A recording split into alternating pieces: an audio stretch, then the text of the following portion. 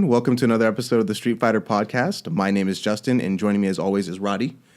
Keep in mind, you can listen to this podcast on SoundCloud, iTunes, Google Play, and on YouTube. But no Slack. No Slack or Spotify. Slacker, not Slack. Which is fine. It'd be weird if you could listen to it on Slack, since that's a chat app. It is. Yeah. I didn't even realize. I was thinking, AOL? Dude, I saw this AOL thing. Never mind. Okay. Let's start off this episode right and just go straight for a tangent. Okay. So from the thumbnail as well as the titles of this episode, we're going to be talking about the competitive scene, past, present, future. And we have some bulleted points. I want to kind of label these kind of from the top, and we'll see if we can kind of hit all of them. We mentioned right before we started recording that, you know, a piece of feedback is, I don't know if it was like things seemed kind of scattered, but that it seems that the topics were all over. So we'll just nail at the top of the show what we're kind of going to hit throughout the episode. So first, we're going to be jumping into the United States Street Fighter League. SFL. Yep. We're going to talk, we'll probably circle back around to this towards the end, but the Capcom Pro Tour 2019, there's not really too much really to say on that. It's more or less the same. Sponsorships. You know, Echo Fox and Tokido parting ways was kind of a bulleted point I want to get to. It wasn't just Tokido this week. It was either. Just, but that was the one where when I saw it as a point, I was like, oh, I want to talk about sponsorships. Sure. And then the last one, the 4 is do a little bit of reminiscing. Yes, discussing how the competition has changed. I don't know why I did this. Somehow, this is the hand sign for reminiscing. Just remember that from now on. So, okay, let's jump into the Street Fighter League. Obviously, I wouldn't say we're a couple weeks late, but it did, based on our schedule, just so people are kind of aware, we generally record for right now, we record on Sundays, and I try to put the episode up on Monday.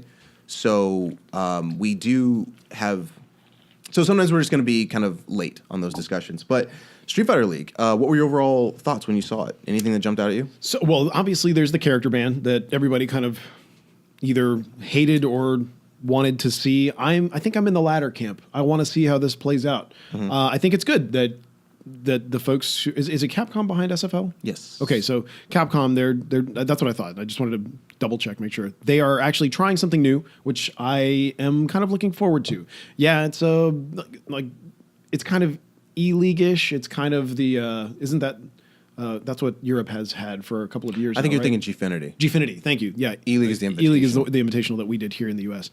So right, it's kind of Gfinity like where you have a 3v3 setup. Right. I don't think they have character bans in Gfinity series though. I haven't seen that. But it was a fairly well-produced series. I'm looking forward to seeing something of similar or higher quality here on this side of the ocean. I don't think that character ban is going to be as big of a deal as people are making it out to be right now, except for those who are exceptionally character focused. So for those players, those pro players that you like to watch who only play one character, I mean, there are only a few of those now because Street Fighter V is not as high skill ceiling a game as previous iterations in the series. So I think you're going to see a little bit of hype, a little bit of drama around particular characters being banned for specific players so that they have to switch. They have to switch things up. And I think that's what Capcom's looking for. Yeah. Right? I think that's what they think the audience wants to see. That's what I would like to see. I want to see a little bit of that drama play out. A different format for sure. And it's funny because I was, like right when I wake up in the morning, I kind of just scroll through social media. And that was something I saw as I was reading the post. And I will admit, when I first saw the character ban thing, I was laying in bed. Hell no. And I looked at it and I was just like, that's such a weird thing. And then I just kept reading. Like, it wasn't like I thought it was bad or even good. I just thought, like, that's weird. And of course, I don't play competitive Hearthstone. I don't even play Hearthstone anymore. But Hearthstone, it's good now, man. I think it's good. I think it's still good. Okay. Well, I was going to say there's a conquest mode for their tournament circuit that Blizzard runs where they do have character ban. And both players... Didn't know that. Yeah, there's 2 or 3 modes. I don't really follow the tournament scene for Hearthstone. I don't either, but I just like the game. There's 2 or 3 modes. I think one is called Conquest, where the idea is, let's say you and I are going to play in a 1v1. And we play in a 1v1, and we tell the tournament administrator, like, hey, I want to ban Warlock. And then you would tell separately, I want to ban Paladin, right? What if we both ban the same character? You can, but because it's almost like a blind thing. It's like blind picking almost. Right. So you tell the tournament organizer or the tournament administrator that you want to ban those, and then they reveal who or what classes are banned, and then you have to bring 4 decks total, because it's a 3 out of 5. You bring 4 decks total with that class removed to the table, and then whoever wins best 3 out of 5 wins. So in that particular case, it's fine because obviously You have to it has a prep 3 out ahead. of 5 format where you Yeah. can't. And in the winner, I could have some of these details wrong, but at the winner, to my knowledge, in Hearthstone, you don't use that class again if you win. So if I win with Ooh. Warrior and I beat your Priest, which never happens in Hearthstone, by the way, but if my Warrior beats your Priest, then I can't bring Warrior to the next match. I have to bring like Rogue, which is very So- different than winner has to change, but loser can stay the same. yeah, because of the amount of decks that there are. So that's very different than fighting games, because fighting games it'd be like, well, I'm keeping my main character. In fact, the rules state I have to. Yeah. I cannot change my character. That's very different. Yeah. Interesting. I didn't So- realize it was that's completely opposed to the way that I'm used to things going in fighting games. That's why I can't compete in Hearthstone. And then, like years I only ago, know this one character. I had one Paladin, so I bring like 5 Paladin decks. They're like, I'm banning Paladin. You're out of here. You can't, well, I wouldn't even be able to enter. But the idea is, I don't know if Capcom was looking to borrow that idea. There's other games, I just don't know them. There's other games that do some sort of bans. MOBAs are usually known for this kind of character ban. And, people have obviously made the comparison.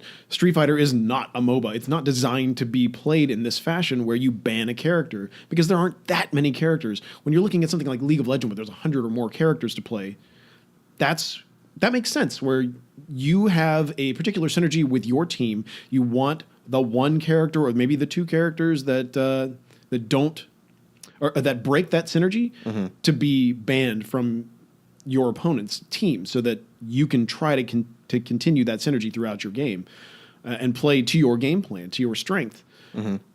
And really, that's like the character roster for this game is not that big. It's not a Smash Ultimate, right? Sure. Smash Ultimate has 75 characters now, 75 characters on the select screen, And that's and a lot of characters too. that's immense.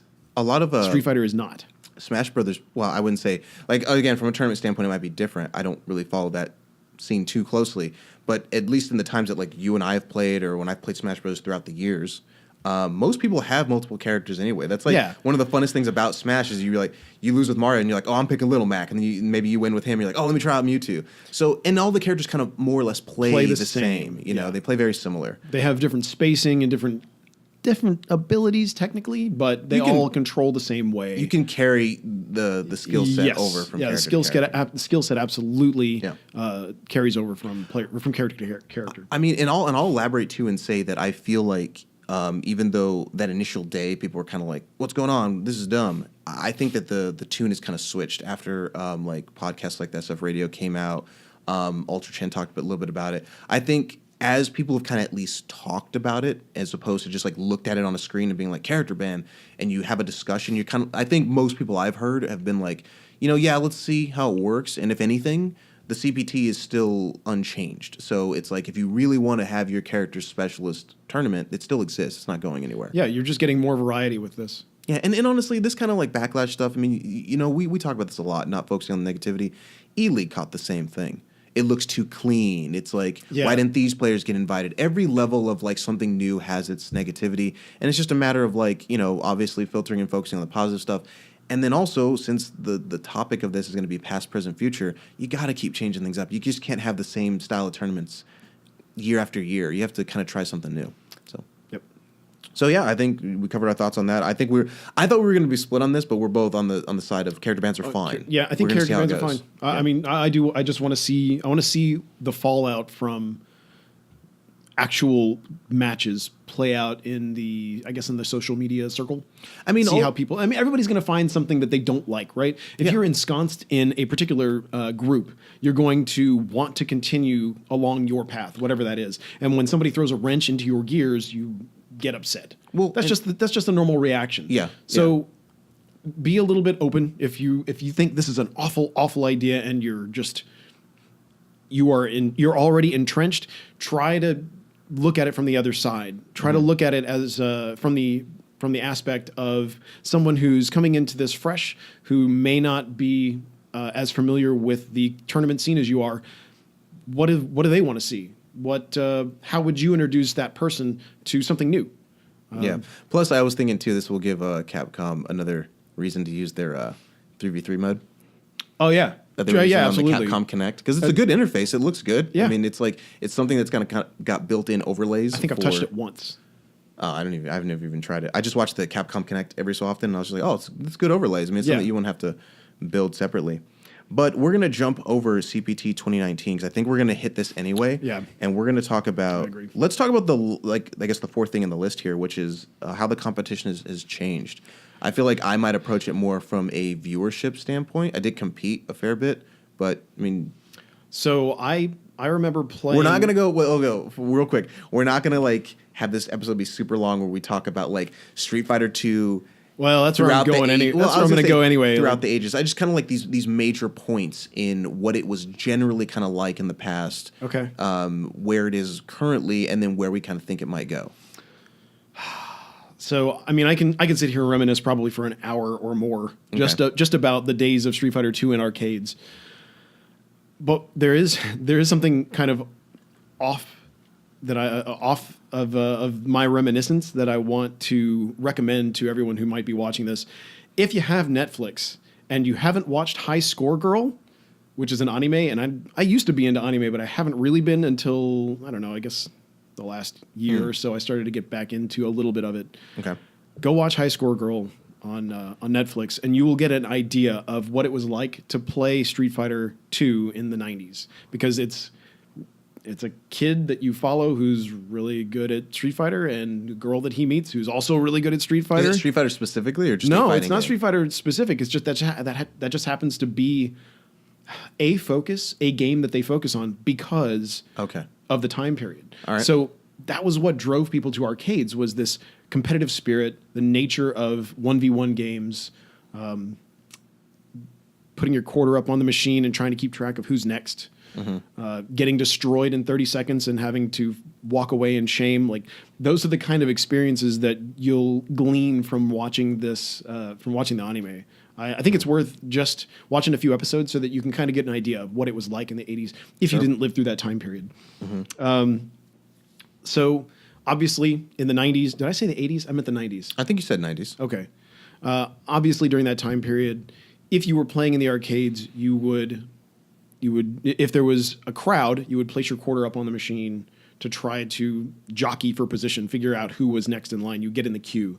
And then whenever one of the players who was playing lost, you would have to have that discussion. Like, were you here before me? No, you were here before Oh, me. No, yeah, I remember the order. No, it Yeah. was this guy. He was next. Yeah, So I remember that. Usually those kind of things would resolve amicably, and the next person would go up until, you got that one guy who, like in High School Girl, there's always the one dude who's really freaking mad and would pound on the machine, and you were always worried about the buttons, like if you were the next person in line, or the stick, depending on how they beat up the machine.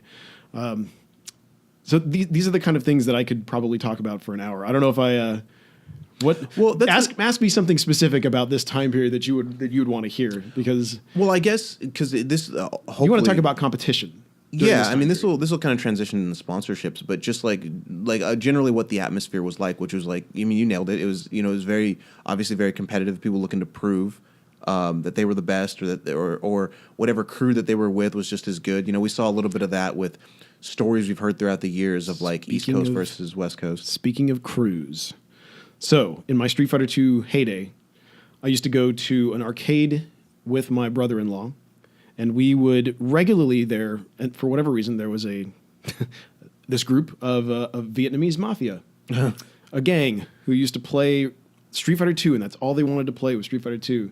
And we would play against them regularly, and my stepbrother was much better at Street Fighter 2 than I was. So he would routinely whoop their butts. And we would do this tag off thing where he would play the first round, I'd play the second round, and usually lose. And so there would be the third round, and he'd play again and then win. It was very confusing for them, but we made quarters last a lot longer this way because he was so much better than me. Okay. And that way I didn't have to play against him. But after a particularly long winning streak, one of the guys on the Vietnamese gang side decided to tell my stepbrother that we should go outside and play Street Fighter 3D. Oh wow. That happened every so often. It was very rare. Yeah, But at least for me. But he was quite upset.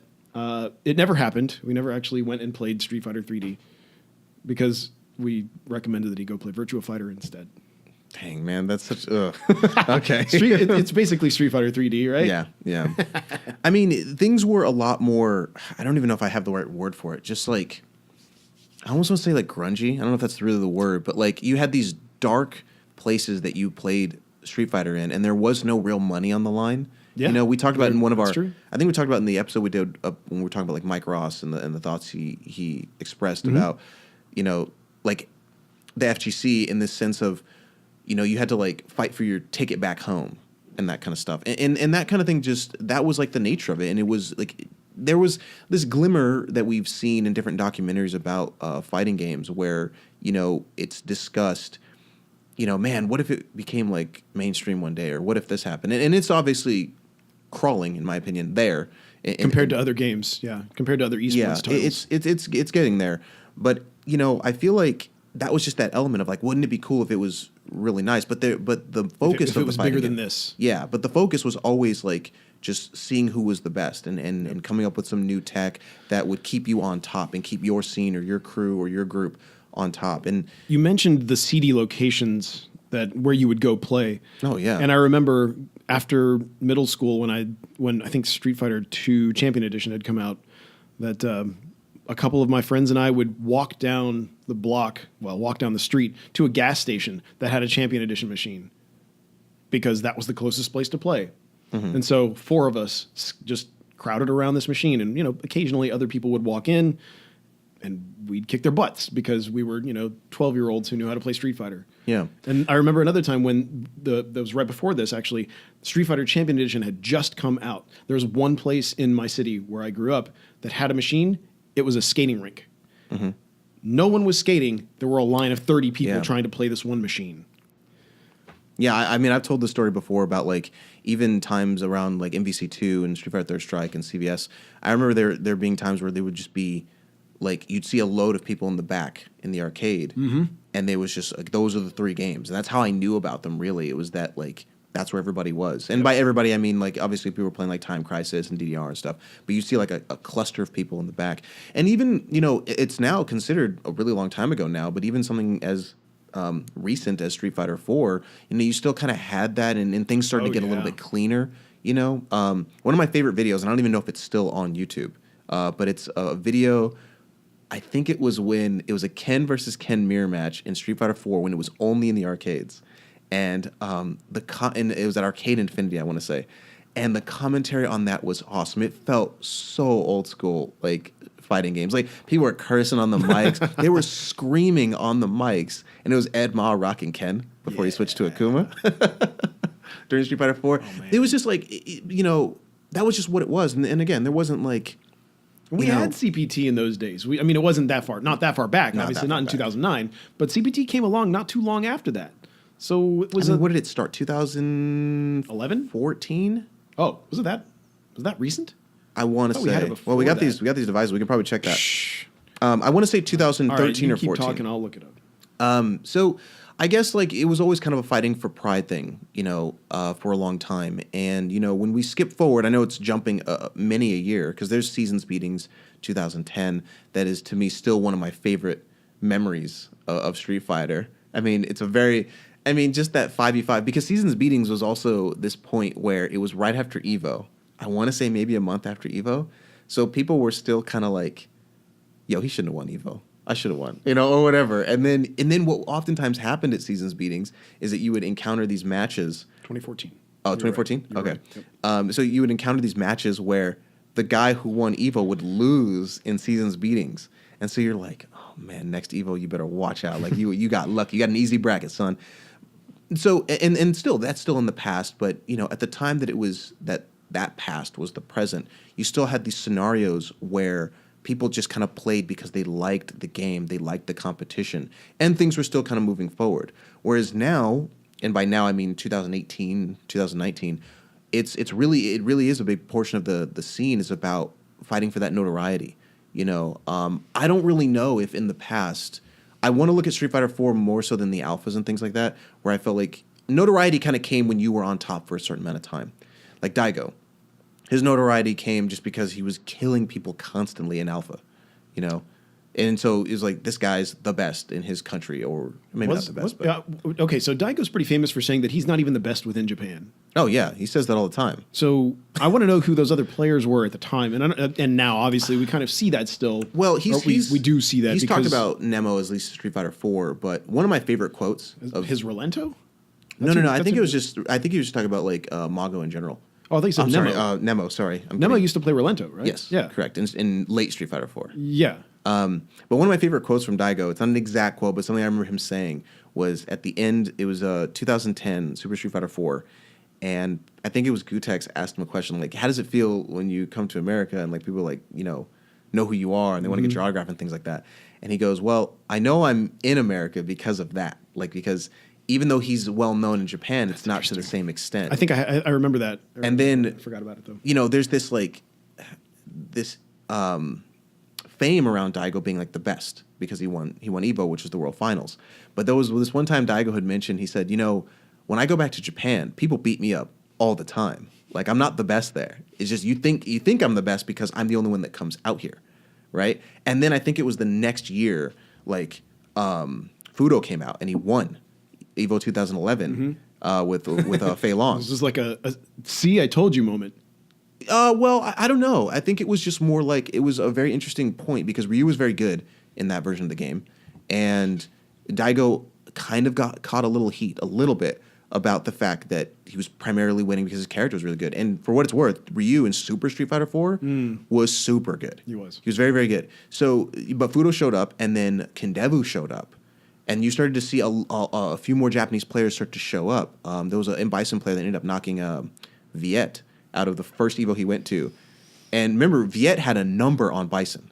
Like, Viet wouldn't lose to Bison no matter what. He got knocked into losers first match against this Bison player that was just from Japan that came out that 2011. So I guess just the point was that, like Daigo was saying, like, yeah, when I fight in Japan, like, I get beat up too. It's just when I come here, maybe it's like a weird flex. I'm like, you guys just aren't that good. Like, when I come here, it's just like, I'm just taking home these 30,000. But in any case, still, Evo was like that big tournament that you won the money from, but it was still like fighting for that pride, fighting for like, you like, how close can I get to Daigo, or how close can I get to that championship? Now, 2018, even 2017, a lot of it's like, I got to hustle for these sponsorships. I got to hustle, not really to be the best, but to get my face out there more so that I can travel and play Street Fighter and make a living playing this video game, which is very different than even that prospect that people had from the past. So I guess that kind of begs the question, what is the point of sponsorships? Why are sponsorships even worthwhile for the companies that are looking to sponsor players? I should have sent you something before today. I meant to, and I just didn't. It was Tom Cannon talking about esports, competitive esports, I think the other day on Twitter. Okay. And he was talking about, I'm going to kind of summarize it. Hopefully I don't get things wrong, but he was essentially talking about venture capital. Do you want to look this up real quick?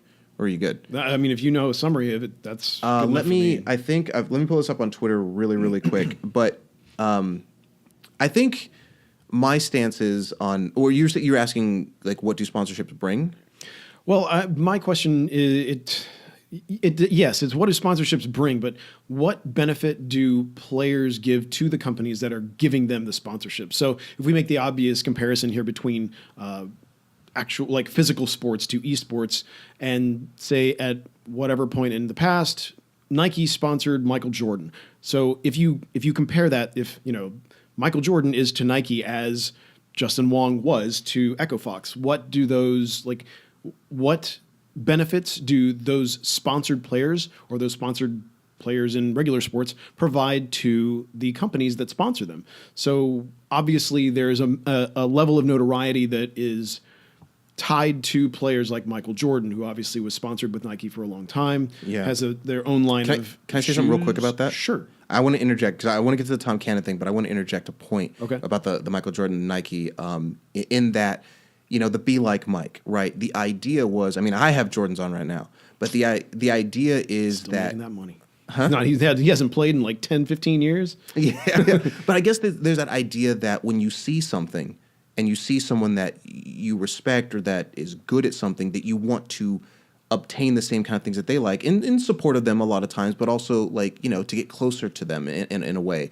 And I feel like with with Michael Jordan, when they, at least with the Jordan 1s, those were made for him in like 1984, I want to say, 1985. God, that's a and long he time debuted ago. with those, and then Nike ended up releasing those for the public in that same year that people could get. And now the Air Jordans are pretty much, I mean, I wouldn't say they're not basketball shoes, they still are, but they're definitely more of like a fashion statement, which when they came out were more of, or they were sports related. They're basketball shoes. Yeah. So I guess that idea that if Nike were to sponsor somebody, then you see that person wearing those shoes, and then you go out and spend money on that thing. Okay, so that means that if we are somewhat product related, if we're somewhat tied into product, that those companies that sponsor players should be making more player related items. So like, say there's a arcade stick that Come on, Justin say it, won- dude. Say it. What? Mad Cats. Ma- That was the perfect example. That's what I Wait, think that was. which Mad Catz product are you talking about? I think the best sponsorship ever that has happened in fighting games, because it was the closest to that Air Jordan or Michael Jordan Nike equivalent, was when Mad Cats Are sponsored you talking about Daigo. the claw mark? No. I'm just talking about what I'm saying. I thought you were going here, but when Mad Catz sponsored Daigo, he was the first sponsored player for fighting games. Well, maybe not the first, but he was one of the more famous ones. Yeah. And when he got sponsored by Mad Catz, of course, the TE stick was kind of the only stick around at the time, because it was right around Super Street Fighter 4. I think it was right around that time. So what started happening? People started getting TE sticks, the round 2, and then you had the Street Fighter Cross Tekken stick that came out later. That was a but horrible stick. I liked it. The cross Tekken stick? I liked it. Oh man, mine failed. The electronics were awful in that one. Okay. Oh, you know what? Yeah, we'll get to that later. But the idea was, I thought that made sense because you have this player that's constantly placing first place. They're constantly being seen, and everyone's seeing the claw marks, and they're seeing this guy do well on what? A TE stick. So you're like, Sure. oh, if I want to be as good as Daigo, or if I want to be on the level of Daigo, I have to kind of use the same equipment. Okay, yeah, and I what I was actually getting at was I think that they should have taken it a step further. I think that they should, just if you hear Air Jordan, you know that mark. You know the picture of The Jumpman. of Mike, of Mike with the ball in his hand, legs spread while he's doing a dunk. You don't see anything else, right? All you see is the man jumping with the ball. So why not have something similar that puts Daigo's mark, whatever it may be, if it, not necessarily his face, maybe his profile, on a stick, on a shirt, on anything that's marketable. Did that ever happen? I don't think that's ever happened. That's why I'm saying it. Like, why wasn't that the obvious next step? Why didn't players who were being sponsored get products that other non-competitive players or players who were looking to be competitive get that stuff marketed to them? I almost feel like I can see his face on a stick, but I guess maybe not, because I'm trying to think of what year it would have been and like what the stick was. But I'm gravitating to Razer, but I'm also picturing an ad and like you'll Shen's see, face or Infiltration's face. Sure, but you'll see their faces in the ads, but it's always got the company mark. They never tied themselves. I don't remember any company ever tying themselves, to a particular player with their image, with anything that invoked their visage on one of their products. So like you never saw Jen with a Razer product that had his face on it, or that had his Silhouette. Like, I mean, that'd be the closest to the silhouette, Jordan. yeah. So let's just go with that. Let's just assume that a silhouette would be the thing that they went with, so we don't have to keep trying to come up with. Now that I think about it, with a product. Tokido and Akuma would be perfect. Yeah. So there are many ways that all of those companies, all the sponsoring companies, could have gone for their sponsored players, but they never did. So I'm wondering why that really time-tested marriage of player and product never came together in fighting games. I mean, I don't think we've even seen it in many other games either. I haven't seen, other than having pro players with League and Hearthstone market particular products or be paid for their time to mention products on their streams or whatever, we don't really see a product that has a player's name. Is it because sponsoring companies change players too quickly for them to come up with a product line? So let's jump into this Tom Kennon quote a little bit. You guys can think about that and give us comments if you want. I won't read too much about this, but I kind of want to point out, I'm going to look through it here and see if I can point out some things here that I think would be interesting to highlight. It says, I guess we're talking about FGC and esports again, so here's my point of view. Esports is still an emerging industry with big booms and busts. The FGC's grassroots nature forsakes the booms in exchange for solid sustainability. Here's how. And I'm going to kind of jump forward here. Most esports teams are funded by venture capital. They also generate revenue from big sponsors, but in many cases, that revenue is not enough to earn a profit. For the companies sponsoring these teams, esports is basically marketing. This is why the boom and bust cycle of esports comes from. 1, some catalyst generates tons of excitement. Investors drop hundreds of millions into esports companies. 3, the numbers just aren't there and venture capital money dries up. 4, many fueled by venture capital money downsize or shut down. So I'm going to kind of stop there because let me look through here. So that's the reason that we don't really see sponsorships continue for long periods of time. Is that what he's saying? Maybe not sponsorships in particular, because he's kind of just talking more about esports. But I think, like, for example, if I were to say, hey, Roddy, you have this great idea. You know, people know who you are and everybody's following you on Twitter. You have a ton of Twitter followers, whatever. And you have this true, I do. You have this great prospect of an idea. And you're like, man, if I can get this idea off the ground. This is venture capital, basically. But you say, I have this great idea. I'd like to, if I had $200,000, I could get this idea off the ground. And I say, okay, Roddy, I will give you the $200,000, right? But if your idea gets off the ground, I want 30% of the overall profits, and I want you to wear a logo that says Justin is cool on your shirt or something like that, right? So then your idea makes like millions, and everybody's buying it. You're super famous, and then I'm reaping the rewards for that. Now, if that were to fail, right? Like, let's say you get the $200,000 and no one buys your idea, nobody likes you, and your reputation goes in the toilet. Well, That's true. then I'm going to pull out. I'm going to distance myself from you. And sometimes I feel like that's kind of what I see sometimes with sponsorship, and something that kind of bugs me a little bit when I see a lot of comments where people say, like, when a sponsor parts ways with a player, right? And then a lot of comments will come back and say, well, they'll get picked up soon, right? Or, oh, why did this happen? Like, they should have kept them on, or they're placing really well. But my question has always been, based on like what we just read with Tom Cannon, where's the money? What is the return that sponsor is getting? Even and maybe it is just marketing. Maybe it's the idea that like they put this money in here and they kind of see like, does this work? And it doesn't get the return that they were wanting or expecting. I don't think that anyone has gotten that return yet. I think that But the closest might have been. I mean, maybe I'm wrong, but I feel like the closest might have been Mad Cats because they had Possible. Daigo, Mago, and Tokido all on the same team using TE sticks that were killing everybody. And that's a killer combination of those three players, all from one sponsoring company. Mm-hmm. If anybody was going to make the money doing that, sponsoring players, they should have been the ones. They should have been the ones who did it, but they still didn't make that combination of player and product. Specifically, sure, right? Like yeah, they didn't call it you. out on their product. Yeah, I got you. I think that there should have been, even if it was just artwork and buttons or artwork and the actual joystick, like a particular ball top or, prints on buttons or whatever, like a specific button color that you could only get through this one stick that was tied to those three players. Do that. Like, make something special that players see and they're like, oh man, I got to chase that. Because when you introduce the chase to a product, that's when you start selling, right? Yeah. As long as there is that perception of this is a limited edition thing, invoke that level of FOMO that people who are looking to buy want to experience. Quick question. Make them feel part of that community just by buying into it, giving them a little piece of that. So this is going to come out of left field. I think you're going to check me when I say this. Should Capcom have done that with Daigo? Did they ever sponsor Daigos? No, I don't think they've really ever sponsored anybody. But like, if they were going to sponsor anybody, just because I was thinking like that Daigo Perry thing, like, I mean, that was huge, man. Like, I remember sitting on my couch playing Soul Calibur 3.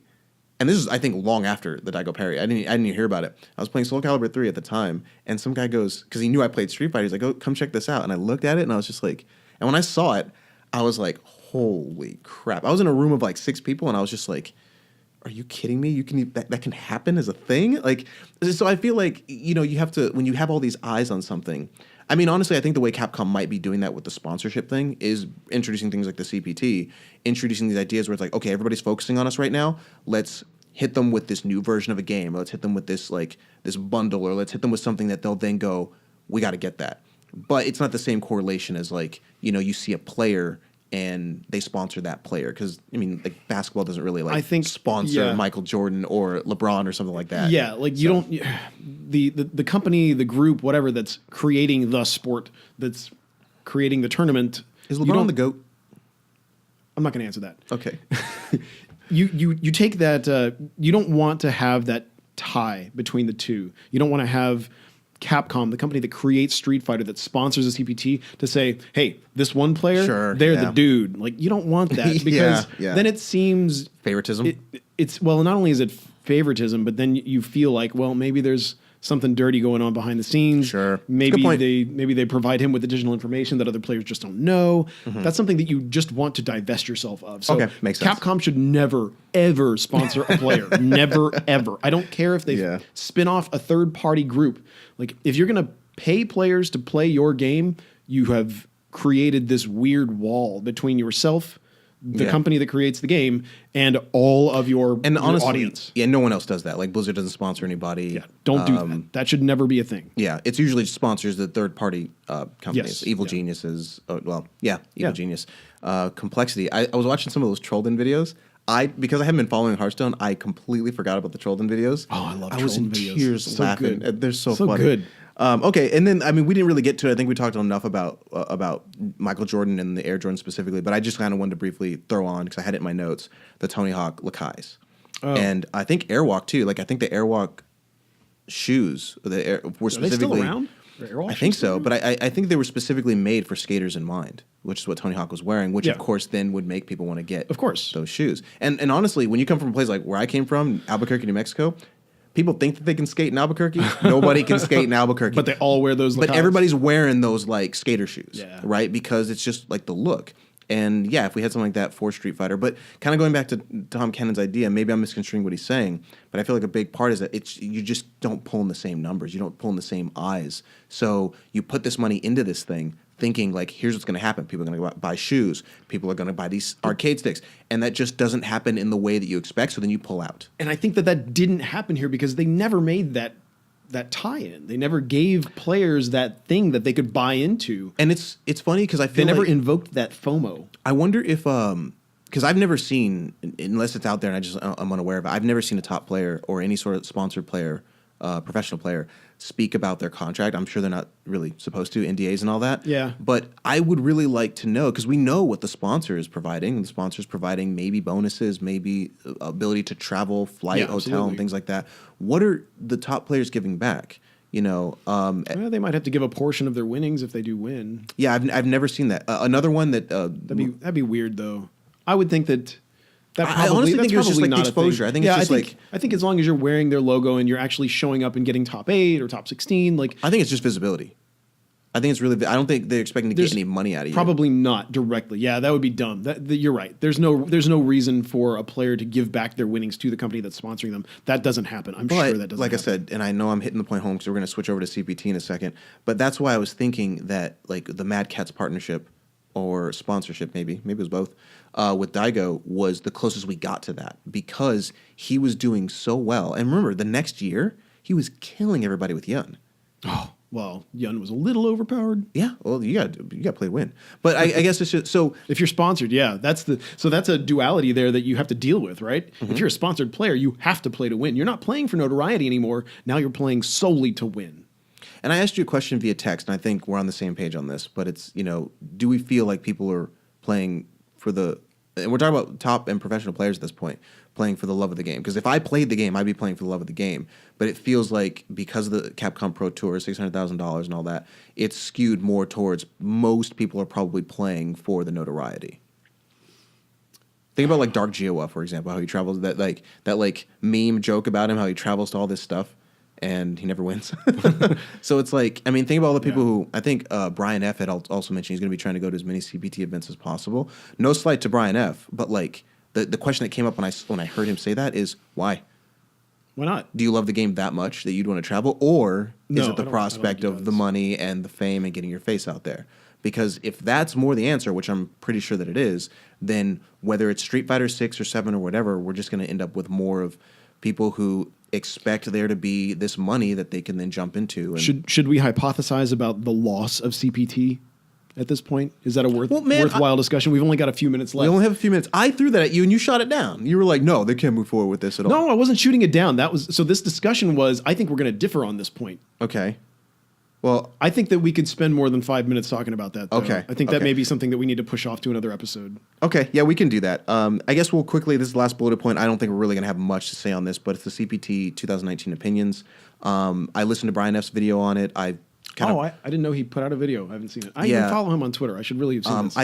I kind of looked at what Event Hubs was saying. I kind of looked at what people were saying. Honestly, there are some changes to it. There's less tournaments overall. I wrote down here, the Premier placing has been adjusted. The ranking placing is adjusted. The Super Premiers are technically adjusted because I think it's weird that they renamed, like, there's no longer ranking events and premier events. Now there's premiers and super premiers. Like, what are we going to end up with? Ultra premiers? Are we going to move Evo to its own tier next year? no, I mean that's what Super Premier is. Yeah, Super I mean, Premier is no, I'm saying by itself. You're going to extract Evo to its own, like, ultra premiere. Are we going to have regular premieres and then super premieres and ultra premieres? Like, come on, just Well, I could be wrong on this, but I think since the most recent change to the Capcom Pro Tour for Street Fighter V, like when it started, I think Evo was in its own tier. I could be wrong about that, but I think okay. I think it's been in its own Evo tier, and then there's Premier and ranking. This is the first year that Evo is technically separate because you're it's right. part of a Super Premier, right. with the North American regional final, I believe, and then also a Japan Premier. it was weird. Wasn't the CPT championship also listed? The Last Chance qualifier? Yeah. Was that listed as the super premiere? No, I don't think that's it. I thought the image included that. Like, there were 3 different events. I don't think so. I'll tell you. Just Yeah, keep- we'll keep probably talk going. about it later. But I think that, I mean, I could be wrong, but I think what I read was Evo and then North American regional final, I want to say, and then Japan Premier. I think those are the only 3.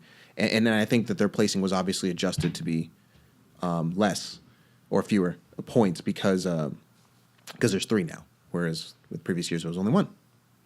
So, I mean, I don't know. It looks, honestly, I don't plan on competing. I really don't follow the points that much. I got bodied, though, because when I was talking to my buddy at work, and I told him, I looked at, what am I looking at here? The bottom, the super premiere events. This is Okay, the CPT Evo, 2019. September, okay, Japan Premiere. That's a boss logo, yo. And then, Which one are you talking about? North American Regional Finals. Yeah. That's right. So it is considered a super premiere. Yeah, but I think Does that mean it's possible that somebody could come out of left field, win the regional finals? Oh wait, no, no. Never mind. It is the North American regional. Oh, I think what you were finals. asking was is the Last Chance qualifier? Yeah. No, it's yeah, not. the last chance. It's still qualifier its is own not thing. Okay, because I saw the Pro Tour logo by itself, and I thought that's odd because there are 2 other Pro Tour logos also in the regular premiere events, Yeah, that's just. but one they're thing. not super premieres. Right. It's so that it's It's not kinda that strange. confusing. If you watch a video on it, I don't think it'd be that confusing. But the point is, No, it's just an odd choice. I'm not saying that it's confusing. It's just, Yeah. well, I did say it's confusing. It might be confusing to someone else who looks at it from the outside who doesn't follow these events on a regular basis. but I If think you're coming into this brand new, it looks a little weird. It's a strange choice to say on June, what was that, 6th through 8? June 8th and 9th, the Taipei Major happens, but it's not a super premiere event despite being on the Capcom Pro Tour logo. I mean, And then in November, the North America Regional Finals are the same way, except they are a super premiere event. we'll probably have other players. Here's the thing. This is going to seem like I'm shutting this down, but I'm not. No, it's okay. It's that like. I don't care.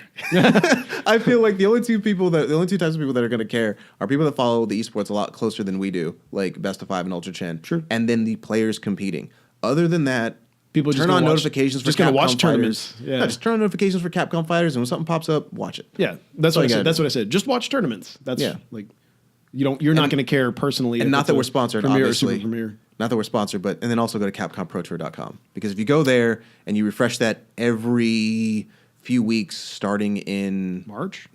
after final round, March is You'll be March up to date. March 15th to 17th. it's super is simple. final That's what I round. plan on doing. Yeah. All right. Any other points? Anything else you want to talk about Just these points. before we jump into our super special episode? Super special. Yeah. Nope. I'm good. All right. Cool. Thanks so much for watching and listening. We'll catch you guys next time. Peace.